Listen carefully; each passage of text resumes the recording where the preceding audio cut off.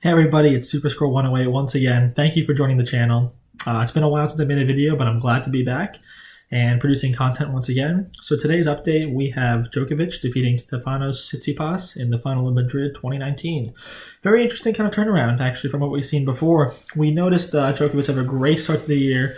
Didn't perform too well in the Indian Wells Miami double. Lost early to two kind of naysayers, including Cole Schreiber. Clay court season hasn't been too good, losing in Monte Carlo quite early, and coming back from the slumps and kind of performing quite well actually in Madrid. Looking very solid. I don't even think he dropped a set up until not at all. So Tsitsipas also surprised Nadal, which is very surprising. Nadal having some very poor results this year on the clay. Seeing him slump. Mostly the semifinals, but typical losses that we wouldn't have seen in the past, especially considering a strong start to the year at the Australian Open.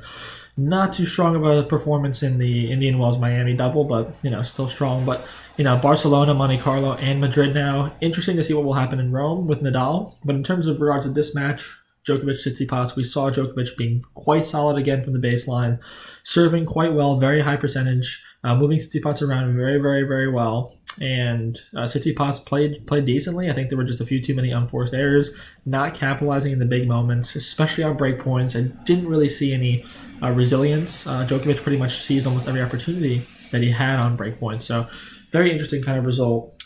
Picks for the French Open, can't really say at this point, but I think it's probably around, in the 30% range for both Djokovic and Nadal. Again, Nadal seems to outperform and defy all odds. We've seen some poor results on clay, especially in 2015, 2016, where Nadal, went to the French Open and started playing well again. So it's always a home for him. So we'll see. Moving on to Rome, we could see Federer make a breakthrough. He's had a lot of success there. Djokovic certainly has a good history there. I think he has at least 3 to 4 titles in Rome.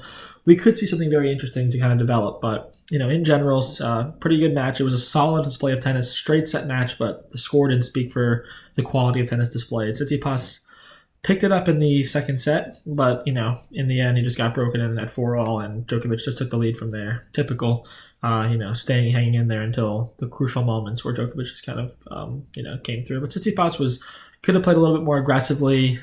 He's had some great results. Again, Djokovic coming through with a team win, 7-6, 7-6 in the semifinals. Very interesting development there. And in the end, it was just a solid performance. Very good, happy to see Djokovic back. Hopefully this continues throughout Rome. We'll see very interesting tournament to see how Nadal comes out as well, to see how that match develops. Tsitsipas, I'm not sure I really would pick him for the finals of Rome or even semis. We'll see. He's also had some bouncy losses, but I think it was a good performance for Djokovic.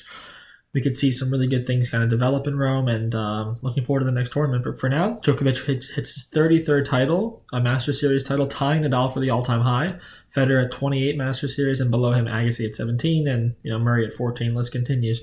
So Djokovic adding another title to his belt, another win, tied for the all-time high, and we could see him surpass that. And if he were to win the French Open, he could, and Rome, he would have 34 Masters Series titles, and he would win the Grand Slam all 4 in a row twice in his career, which is very different from Rod Laver's, because although Rod Laver did do it, he only had to play on grass and hard court as opposed to the 3 different surfaces.